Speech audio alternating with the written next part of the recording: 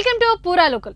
ప్రపంచ సుందరి పోటీల్లో థాయిలాండ్ విజయం సాధించింది. అందానికి ఆత్మవిశ్వాసం తోడుగా ఎదిగిన థాయిలాండ్ సుందరి ఓపెల్ సుచాత సింగ్ సిరిని మిస్ వరల్డ్ కిరీటం వరించింది. 16 ఏళ్లకే రొమ్ము క్యాన్సర్ బారిన పడి కోలుకున్న ఆమె చేపట్టిన ఓపెల్ ఫర్ హర్ ప్రాజెక్టుకు బ్యూటీ విత్ పర్పస్ కు నిదర్శనంగా నిలిచి ఆమెను ప్రపంచ సుందరిని చేసింది. థాయిలాండ్ కు మిస్ వరల్డ్ కిరీటం దక్కడం ఇదే మొదటిసారి. సుజాత తలపై మాజీ మిస్ వరల్డ్ క్రిస్టినా కిరీటాన్ని అలంకరించారు.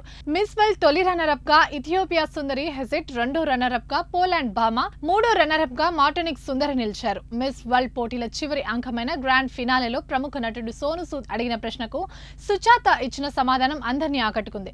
మిస్ వరల్డ్ ప్రయాణంలో వాస్తవాలు, వ్యక్తిగత బాధ్యత గురించి మీరు నేర్చుకున్నదేమిటి అన్న ప్రశ్నకు బదులిస్తూ, మన వెన్నంటి ఒకరున్నారన్న ధైర్యమే నిజమైన విజయం. బాల్యంలో తల్లిదండ్రులు మన వెన్నంటి ఉన్నట్టుగానే సమస్యల్లో ఉన్నవారికి అండగా నిలబడడం నా బాధ్యతగా భావిస్తా.